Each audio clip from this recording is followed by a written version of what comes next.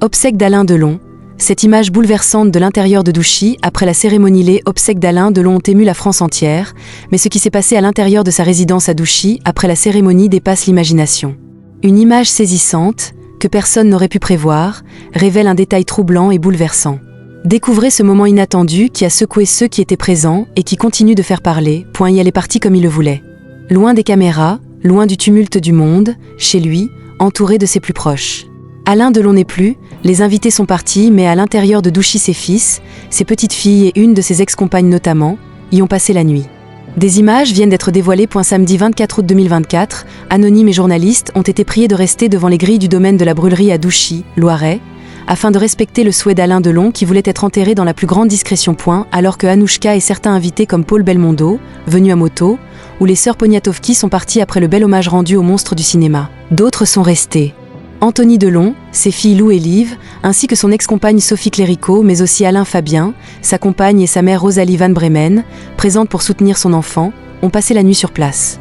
Au lendemain de la cérémonie d'adieu qui a été marquée par un discours puissant d'Anthony Delon, et alors que l'effervescence autour de Douchy semble retomber, l'ex-compagne d'Alain Delon a dévoilé des images venant de l'intérieur de la propriété, avant de quitter elle-même les lieux. Ces images de Douchy qui font chaud au cœur alors que le ciel s'est mis à pleuvoir à 17h hier lors de l'hommage des fans d'Alain Delon, la quiétude semblait de retour.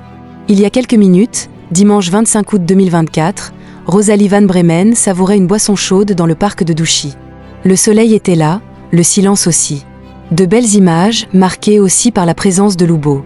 Ce chien que Alain Delon adorait, qu'il voulait voir partir avec lui, mais lequel ne sera pas euthanasié et continuera de vivre dans les sublimes hectares de Douchy.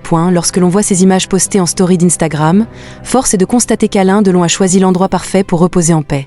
Car en dehors du vent dans les arbres et du chant des oiseaux, rien ne perturbe ce paradis terrestre. Les vœux d'Alain Delon ont donc bien été exaucés. La question que l'on peut se poser à présent est: que va devenir Douchy ? Une thèse d'or est déjà avancée, celle de faire de la brûlerie un musée. Interrogé par Le Parisien, le maire de Douchy a fait part de son envie face aux défis financiers qui s'annoncent. Un endroit de 120 hectares comme celui-ci ne sera pas facile à vendre, surtout si Monsieur Delon y est enterré, avait confié Abel Martin.